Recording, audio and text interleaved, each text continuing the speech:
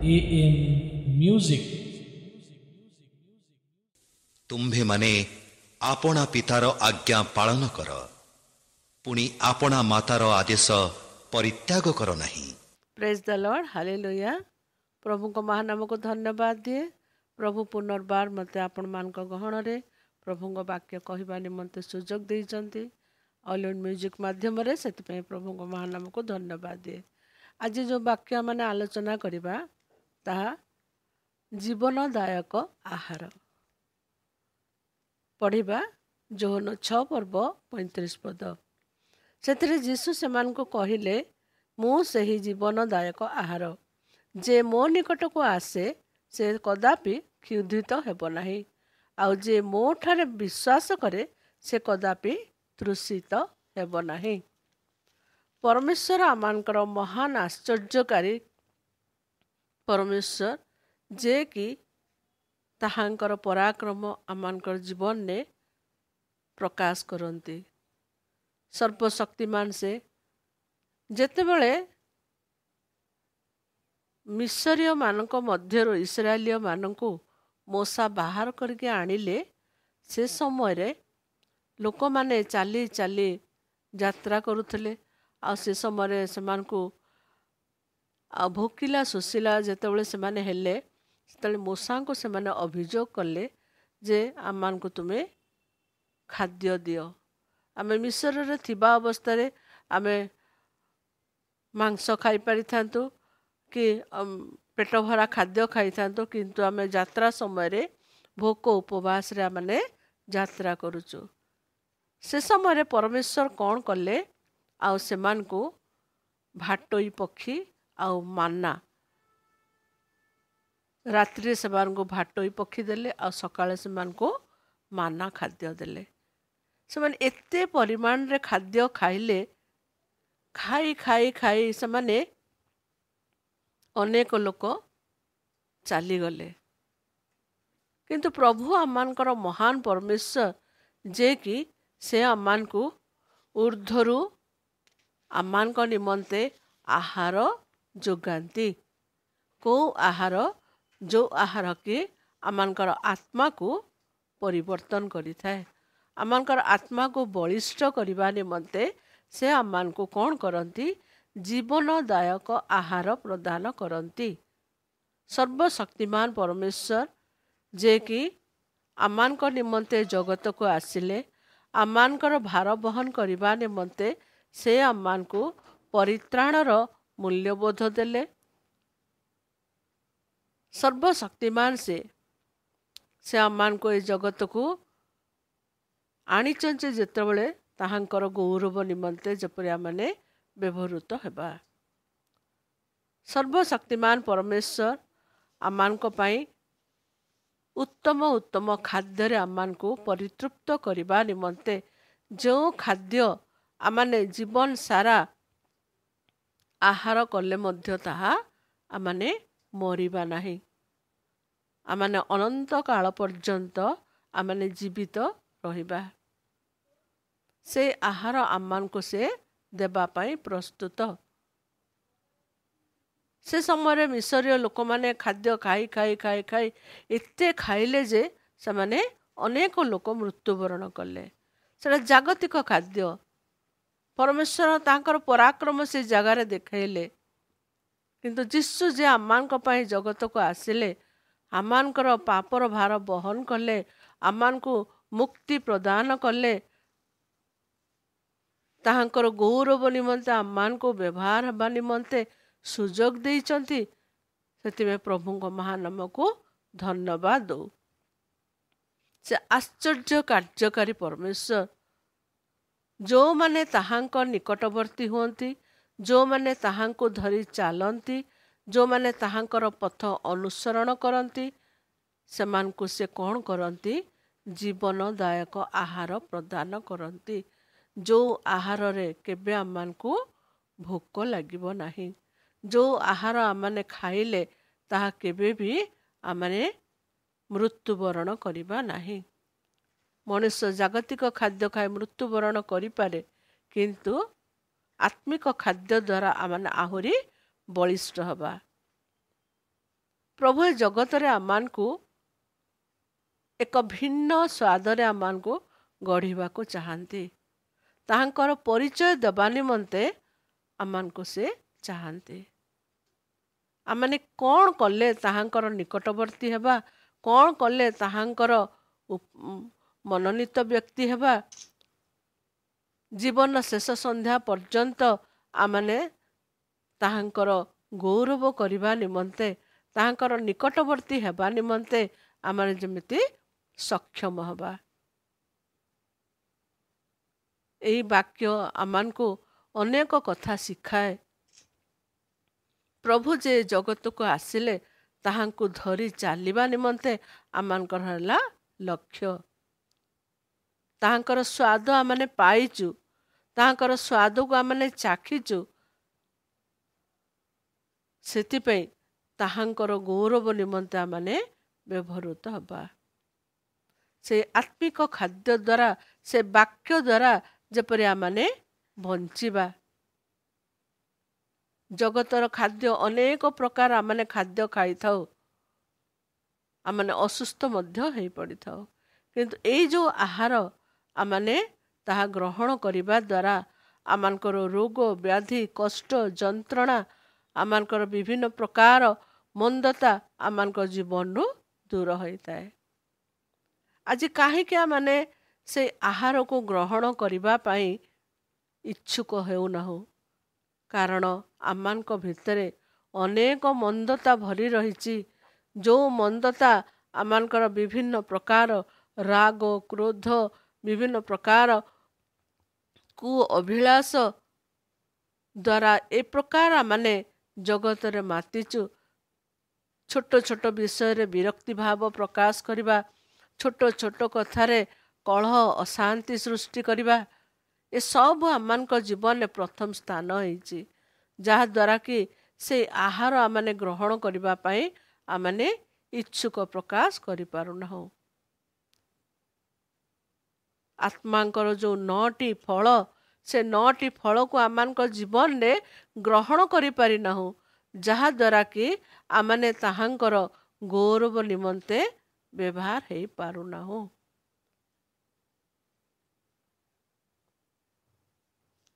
ଯୀଶୁ କହନ୍ତି, ଆମେ ଟିକେ ଦେଖିବା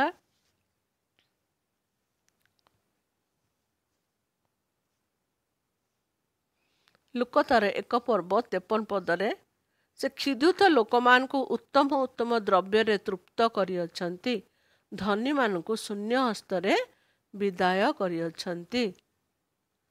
କ୍ଷୁଧିତ ଲୋକମାନଙ୍କୁ, ଯେଉଁମାନେ ଆଜି ତାଙ୍କ ପାଇଁ କ୍ଷୁଧିତ, ସେମାନଙ୍କୁ ସେ କ'ଣ କରନ୍ତି? ଉତ୍ତମ ଉତ୍ତମ ଦ୍ରବ୍ୟରେ କ'ଣ କରନ୍ତି? ତୃପ୍ତ କରନ୍ତି। କ'ଣ ଆମମାନଙ୍କୁ ସେ ଦାନ ଦେବାକୁ ଚାହାନ୍ତି? ଆମେ ସେ ଦାନକୁ ଧରି ଆମମାନେ କ'ଣ କାର୍ଯ୍ୟ କରିପାରିବୁ, ତାହା ଆମମାନଙ୍କର ଜୀବନରେ ଶ୍ରେଷ୍ଠ ବିଷୟ ହେବା ଆବଶ୍ୟକ। ଯଦି ଆମମାନେ ତାଙ୍କ ପାଇଁ କ୍ଷୁଧିତ ଅଛୁ, ଯେପରି ଆମମାନେ ଭୋକିଲା ସମୟରେ ଯାହା ଆମମାନଙ୍କ ପାଖରେ ଖାଦ୍ୟ ଥାଏ ଆମମାନେ ତାହା ଟାଉ ଟାଉ କରି ଖାଇଯାଇଥାଉ, କାରଣ ଅତ୍ୟନ୍ତ ଭୋକ ଆମମାନଙ୍କୁ ଲାଗିଥାଏ। ଆମମାନେ ଦେଖିନଥାଉ ଆଜି ତରକାରୀ ଆମମାନଙ୍କର କ'ଣ, ଆଉ ସେ ତରକାରୀ ସ୍ୱାଦଯୁକ୍ତ ଅଛି କି ନାହିଁ, କିନ୍ତୁ ଭୋକ ବିକଳରେ ଆମମାନେ ତାହା ଖାଇଥାଉ। ସେହି ପ୍ରକାର ଆମମାନେ ଆତ୍ମାଙ୍କର ସହିତ ଆମମାନେ କେଉଁ ପ୍ରକାର କ୍ଷୁଧିତ ଅବସ୍ଥାରେ ଅଛୁ, ପ୍ରଭୁ ତାହା ଦେଖିବା ପାଇଁ ଚାହାନ୍ତି। ଏବଂ ତାହାଙ୍କର ଗୌରବ ନିମନ୍ତେ ସେ ଆମମାନଙ୍କୁ ଉତ୍ତମ ଉତ୍ତମ ଦ୍ରବ୍ୟରେ ପରିପୂର୍ଣ୍ଣତା ଦେବା ନିମନ୍ତେ, ତୃପ୍ତ କରିବା ନିମନ୍ତେ ସେ ଆମମାନଙ୍କୁ ସକ୍ଷମ ପରମେଶ୍ୱର। ଆମମାନଙ୍କୁ ପ୍ରଭୁ ଆଶୀର୍ବାଦ କରନ୍ତୁ। ତାହାଙ୍କର ଧନ୍ୟବାଦ କରୁ ଯେ ଆମମାନେ ତାଙ୍କୁ ଜାଣିଛୁ, ତାଙ୍କର ପରିଚୟ ଆମମାନଙ୍କ ଜୀବନରେ ପ୍ରକାଶିତ ହୋଇଛି। କାରଣ ତାଙ୍କର ରକ୍ତ ଦ୍ୱାରା ସେ ଆମମାନଙ୍କୁ ପରିଷ୍କୃତ କରିଛନ୍ତି। ଇସ୍ରାଏଲୀୟ ମାନେ ଏତେ ଖାଇଲେ ଯେ ସେମାନେ ମୃତ୍ୟୁବରଣ କଲେ। କିନ୍ତୁ ଏ ଯେଉଁ ଆମମାନଙ୍କର ଈଶ୍ୱର ଆମମାନଙ୍କୁ କେତେ ସୁନ୍ଦର ଭାବେ ସେ ଜୀବନ ପ୍ରଦାନ କରିବାକୁ ଚାହାନ୍ତି, ଆମମାନଙ୍କୁ ସେ ଆତ୍ମିକ ଆହାରରେ ପୂର୍ଣ୍ଣତା ଦେବାକୁ ଚାହାନ୍ତି, ଯାହାଦ୍ୱାରା ସେ ଆହାର ଖାଇ ଆମମାନେ ଅନନ୍ତ ଜୀବନ ପର୍ଯ୍ୟନ୍ତ ଆମମାନେ ଜୀବନ ପ୍ରାପ୍ତ ହେବା। ପ୍ରଭୁ ଆମ ସମସ୍ତଙ୍କୁ ଆଶୀର୍ବାଦ କରନ୍ତୁ, ତାଙ୍କର ଗୌରବ ନିମନ୍ତେ ଆମମାନଙ୍କୁ ସେ ବ୍ୟବହାର କରନ୍ତୁ, ଯେପରି ଆମମାନେ ଏଇ ଜୀବନରେ ଥାଉ ଥାଉ ତାଙ୍କର ନିକଟବର୍ତ୍ତୀ ହେବା, ତାହାଙ୍କର ନିମନ୍ତେ ଆମମାନେ ଗୌରବଯୁକ୍ତ କାର୍ଯ୍ୟ କରିବା। ତାହାଙ୍କର ଦୟା, ତାହାଙ୍କର ଅନୁଗ୍ରହ ଆମମାନଙ୍କ ପାଇଁ ଅଶେଷ, କାରଣ ସେ ଆମମାନଙ୍କୁ ଅନୁଗ୍ରହ କରିଥିବାରୁ ଆଜି ଆମେ ଜୀବିତମାନଙ୍କ ମଧ୍ୟରେ ସ୍ଥାନ ପାଇଛୁ।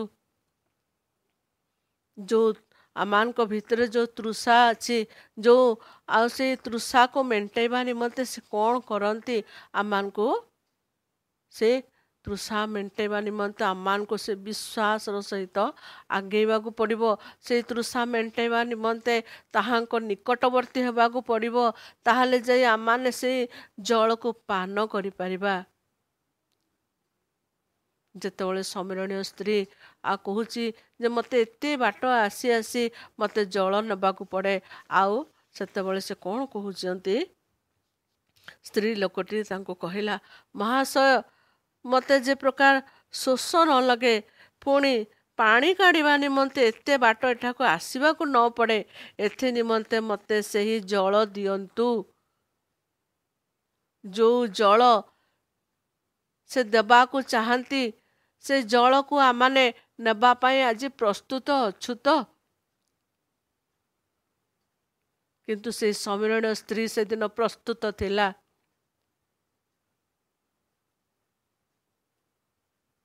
ଆମମାନଙ୍କୁ ପ୍ରଭୁ ଆଶୀର୍ବାଦ କରିଛନ୍ତି, ଆଉ ଆମମାନଙ୍କୁ ଏକ ଭିନ୍ନ ଜୀବନ କାଟିବା ନିମନ୍ତେ ପ୍ରଭୁ ଆମମାନଙ୍କୁ ସୁଯୋଗ ଦେଇଛନ୍ତି। କିନ୍ତୁ ଆମମାନେ କେତେ ଜଣ ତାଙ୍କର ନିକଟବର୍ତ୍ତୀ ହେଉଛୁ, କେତେ ଜଣ ସେ ଜଳ ପାନ କରିବା ନିମନ୍ତେ, ସେଇ କ୍ଷୁଧିତ ହେବା ନିମନ୍ତେ, ଆଉ ସେ ଭୋକିଲା ଅବସ୍ଥାରେ ତାହା ଗ୍ରହଣ କରିବା ନିମନ୍ତେ ଆମେ କେତେ ଜଣ ଆଜି ତାହାଙ୍କର ନିକଟବର୍ତ୍ତୀ ହେଇଛୁ। ପ୍ରଭୁ ଆମମାନଙ୍କୁ ଦୟା କରନ୍ତୁ, ସମୟ ଥାଉ ଥାଉ ଆମେ ଯେମିତି ତାହାଙ୍କର ନିକଟବର୍ତ୍ତୀ ହେବା, ତାହାଙ୍କଠାରେ ବିଶ୍ୱାସ କରିବା। ଯେ ପ୍ରକାର ଲେଖାଯାଏ ଯୋହନ 3:16 କାରଣ ଈଶ୍ୱର ଜଗତକୁ ଏଡ଼େ ପ୍ରେମ କଲେ ଯେ ସେ ଆପଣା ଅଦ୍ୱିତୀୟ ପୁତ୍ରଙ୍କୁ ଦାନ କଲେ, ଯେପରି ଯେ କେହି ତାହାଙ୍କଠାରେ ବିଶ୍ୱାସ କରେ ସେ ଅନନ୍ତ ବିନଷ୍ଟ ନ ହୋଇ ଅନନ୍ତ ଜୀବନ ପ୍ରାପ୍ତ ହେବ। ଯେ କେହି ତାହାଙ୍କଠାରେ ବିଶ୍ୱାସ କରେ ସେ କେବେ ବିନଷ୍ଟ ହେବ ନାହିଁ, ସେ ଅନନ୍ତ ଜୀବନ ପ୍ରାପ୍ତ ହେବ। ବିଶ୍ୱାସ ଦ୍ୱାରା ଆଜି ବିଶ୍ୱାସ ଆମମାନଙ୍କର ଟଳମଳ, କାହିଁକିନା ଆମମାନଙ୍କ ପାଖରେ ସେ 9ଟି ଫଳର କୌଣସି ଗୁଣ ଆମମାନଙ୍କ ପାଖରେ ନାହିଁ। ଆମମାନଙ୍କ ପାଖରେ କ୍ରୋଧ ଭର୍ତ୍ତି ଅଛି, ଆମମାନଙ୍କ ପାଖରେ ଲୋଭ ଭର୍ତ୍ତି ଅଛି, ଆମମାନଙ୍କ ଅନେକଙ୍କ ଆଗରେ ଆମେ ଭଲ ଦେଖେଇ ହେଇଥାଉ, କିନ୍ତୁ ଆମମାନଙ୍କ ଭିତରେ ଯେଉଁ କଳୁଷିତ ଜୀବନ ଅଛି ତାହା ପ୍ରଭୁ ହିଁ ଦେଖିଛନ୍ତି। ସେ କଳୁଷିତ ଜୀବନରୁ ଉଦ୍ଧାର ପାଇବାକୁ ହେଲେ ଆମେ ତାହାଙ୍କୁ ବିଶ୍ୱାସ କରିବାକୁ ପଡ଼ିବ। ସେ ଅନନ୍ତ ଜୀବନରେ ପ୍ରବେଶ କରିବା ନିମନ୍ତେ ସେ ଆମମାନେ କ୍ଷୁଧିତ ହେବାକୁ ପଡ଼ିବ, ସେ ବାକ୍ୟ ପ୍ରତି ମନୋଯୋଗୀ ହେବାକୁ ପଡ଼ିବ, ତାହାଙ୍କର ରକ୍ତର ମୂଲ୍ୟକୁ ବୁଝିବାକୁ ପଡ଼ିବ, ତାଙ୍କ ଶରୀରର ମୂଲ୍ୟକୁ ବୁଝିବାକୁ ପଡ଼ିବ। ପ୍ରଭୁ ଆମମାନଙ୍କର ଜୀବନରେ ଏକ ସ୍ୱତନ୍ତ୍ରତା ପ୍ରଦାନ କରିଛନ୍ତି। ଯେଉଁ ସ୍ୱତନ୍ତ୍ରତା, ଯେଉଁ ସ୍ୱାଧୀନତା ଆମମାନଙ୍କୁ ସେ ପ୍ରଦାନ କରିଛନ୍ତି ସମସ୍ତ ପାପରୁ ରହିତ ହେବା ନିମନ୍ତେ। ତାହାଙ୍କର ଲୋକମାନେ ସ୍ୱଚ୍ଛନ୍ଦରେ ଜୀବନ କାଟିବେ, ପାପ ରହିତରେ ଜୀବନ କାଟିବେ। ଯୀଶୁଙ୍କୁ ଜାଣି, ଯୀଶୁଙ୍କର ପଥକୁ ଅନୁସରଣ କରି, ଯୀଶୁଙ୍କୁ ନିଜର ଜୀବନରେ ପ୍ରଥମ ସ୍ଥାନ ଦେଇ ଯେତେବେଳେ ଆମେ ତାହାଙ୍କର ନିକଟବର୍ତ୍ତୀ ହେବା, ଆମମାନଙ୍କର ବିଶ୍ୱାସ ଯଦି ନଥିବ ଆମେ ତାହାଙ୍କର ନିକଟବର୍ତ୍ତୀ ଆମେ ହେଇପାରିବା ନାହିଁ, ତାହାଙ୍କର ପଥକୁ ଆମେ ଅନୁସରଣ କରିପାରିବା ନାହିଁ। ସେଥିପାଇଁ ସମୟ ଥାଉ ଥାଉ ଆମେ ଯେପରି ସଜାଗ ଜୀବନ କାଟିବା। ଆଜି ଅନେକ ଲୋକ ଭାବୁଥିବେ କି ପ୍ରକାର ଜୀବନ ଆସିଲା ଆମମାନଙ୍କର, ଆମେ ତ ପ୍ରଭୁଙ୍କୁ ଧରି ଚାଲିଛୁ, କାହିଁକି ଆମମାନଙ୍କର ଜୀବନରେ ଦୁଃଖ, କାହିଁକି ଜୀବନରେ ସମସ୍ୟା ଆସୁଛି, କାହିଁକି ଆମମାନଙ୍କ ଏତେ ତାଡ଼ନା ଆସୁଛି। କିନ୍ତୁ ପ୍ରଭୁଙ୍କର ଲୋକମାନଙ୍କ ଭିତରେ ପ୍ରଭୁ ଯେଉଁ ଆମମାନଙ୍କୁ ସ୍ୱାଧୀନତା ପ୍ରଦାନ କରିଛନ୍ତି, ଯାହାଦ୍ୱାରା ସେ ଆମମାନଙ୍କୁ ସ୍ୱଚ୍ଛନ୍ଦରେ ଜୀବନ କାଟିବାକୁ ଦେଇଛନ୍ତି, ସେଥିପାଇଁ ଆଜି ଆମମାନଙ୍କ ଜୀବନରେ ତାଡ଼ନା ଆସୁଅଛି। ପ୍ରଭୁ ଯେତେବେଳେ ଜୀବିତ ଅବସ୍ଥାରେ ଥିଲେ, ଯେତେବେଳେ କୃଷାର୍ପିତ ହେଉଥିଲେ, ସେ ସମୟରେ ବି ମଧ୍ୟ ଅନେକ ଲୋକ ତାଙ୍କୁ ତାଡ଼ନା କରୁଥିଲେ। ଅନେକ ଲୋକ ତାଙ୍କୁ ଆଉ କେତେ କୋରଡ଼ା ପ୍ରହାର ଦେଉଥିଲେ, କେତେ କଷ୍ଟ, କେତେ ମାଡ଼, କେତେ ଛେପ, କେତେ ସେମାନେ କଷ୍ଟ ଯନ୍ତ୍ରଣା ସେ ସମୟରେ ସହିଥିଲେ। ଆଜି ଆମମାନେ ମଧ୍ୟ ତାହାଙ୍କୁ ଜାଣିଥିବାରୁ ତାଡ଼ନା ପ୍ରାପ୍ତ ଜୀବନ କାଟିବା, ତାହେଲେ ଯାଇ ଆମମାନଙ୍କର ଜୀବନ ସଫଳ ହେବ।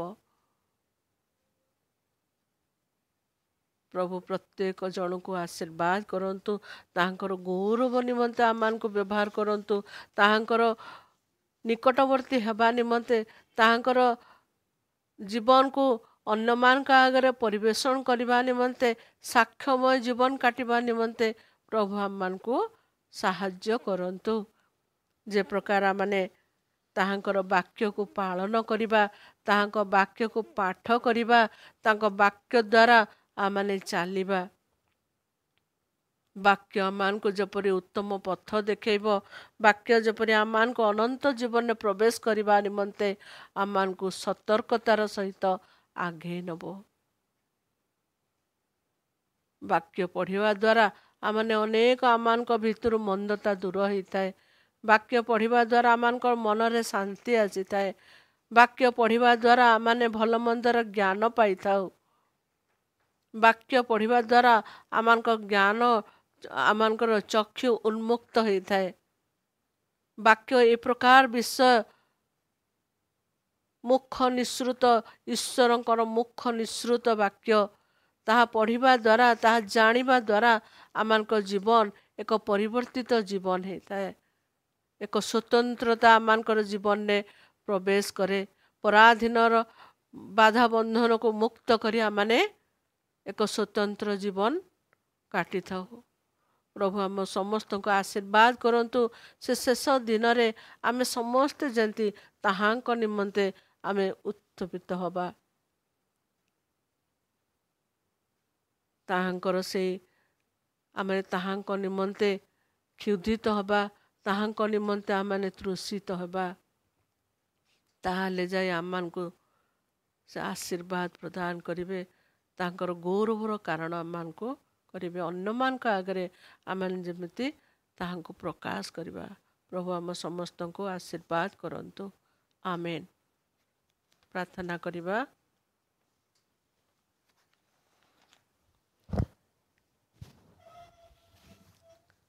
ପବିତ୍ର ପବିତ୍ର ପବିତ୍ର ପିତା, ଗୌରବମୟ ରାଜା, ତୁମ ନାମର ଧନ୍ୟବାଦ କରୁଛୁ, ପ୍ରଶଂସା କରୁଛୁ। ପିତା, ତୁମେ ଯେ ଆମମାନଙ୍କର ସହବର୍ତ୍ତୀ ପରମେଶ୍ୱର, ତୁମେ ଯେ ଆମମାନଙ୍କର ରକ୍ଷକ, ପ୍ରତ୍ୟେକଟି ମୁହୂର୍ତ୍ତରେ ଆମମାନଙ୍କୁ ତୁମେ ଆଶୀର୍ବାଦ କରିଛ, ଦୟା କରିଛ, ଅନୁଗ୍ରହ କରିଛ, ତୁମର ଉପସ୍ଥିତି ପ୍ରଦାନ କରିଛ, ସେଥିପାଇଁ ଧନ୍ୟବାଦ ପିତା। ଏ ସମୟରେ ପ୍ରଭୁ, ଆଜି ଯେଉଁ ବାକ୍ୟ ତୁମେ ଆମମାନଙ୍କୁ ଦେଲ, ସେ ବାକ୍ୟ ବୁଝିବା ନିମନ୍ତେ ଆମମାନଙ୍କୁ ତୁମେ ସାହାଯ୍ୟ କରିଛ, ସେଥିପାଇଁ ଧନ୍ୟବାଦ। ସର୍ବଶକ୍ତିମାନ ପରମେଶ୍ୱର, ତୁମେ ଯେ ପରାକ୍ରମୀ, ତୁମେ ଯେ ଆଶ୍ଚର୍ଯ୍ୟ କାର୍ଯ୍ୟକାରୀ ପରମେଶ୍ୱର, ତୁମେ ଯେ ଆମମାନଙ୍କର ମନ ଆତ୍ମାକୁ ଅଧିକାର କରିବା ପରମେଶ୍ୱର, ଆମମାନଙ୍କୁ ତୁମେ ତୁମର ସେଇ ଜୀବନ୍ତ ଜଳ ଦେବା ପରମେଶ୍ୱର, ତୁମର ସେ ବାକ୍ୟ ଦେବା ପରମେଶ୍ୱର, ତୁମେ ଆମମାନଙ୍କୁ ତୁମର ସେଇ ରକ୍ତର ମୂଲ୍ୟ ବୁଝିବା ନିମନ୍ତେ ତୁମେ ଆମମାନଙ୍କୁ ସାହାଯ୍ୟ କରୁଛ, ସେଥିପାଇଁ ଧନ୍ୟବାଦ ପିତା। ପବିତ୍ର ପିତା, ତୁମେ ଆମମାନଙ୍କୁ ଦୟା କର, ତୁମେ ଆମମାନଙ୍କୁ ସାହାଯ୍ୟ କର, ତୁମେ ଆମମାନଙ୍କର ଜୀବନକୁ ସଜାଡ଼ି ଦିଅ ବାପା। ଆମେ ଯେପରି ତୁମ ନିମନ୍ତେ ଉଜ୍ଜୀବିତ ଜୀବନ କାଟିବୁ, ତୁମ ନିମନ୍ତେ ପ୍ରଭୁ ଆମମାନେ ଆଉ ପ୍ରଭୁ ଅନ୍ୟମାନଙ୍କ ଆଗରେ ସାକ୍ଷ୍ୟ ପ୍ରଦାନ କରିବୁ, ସେଇ ପ୍ରକାର ତୁମେ ଆମମାନଙ୍କୁ ଦୟା କର। ଆଜି ଯେତେ ଆଉ ପ୍ରଭୁ ଲୋକମାନେ ଶୁଣିବେ, ଯେଉଁମାନେ ଶୁଣିଛନ୍ତି, ଶୁଣୁଛନ୍ତି, ଆଉ ଯେଉଁମାନେ ଶୁଣିବେ ମଧ୍ୟ, ସମସ୍ତଙ୍କୁ ତୁମେ ଆଶୀର୍ବାଦ କର। ଏ ବାକ୍ୟ ଦ୍ୱାରା ପ୍ରତ୍ୟେକ ଯେପରି ପରିବର୍ତ୍ତିତ ଜୀବନ କାଟିବେ, ସେଇ ପ୍ରକାର ତୁମେ ଅନୁଗ୍ରହ କର। ଯେଉଁମାନେ ଆଜି ମନ୍ଦ ପଥରେ ଅଛନ୍ତି ସେମାନଙ୍କୁ ତୁମେ ପ୍ରଭୁ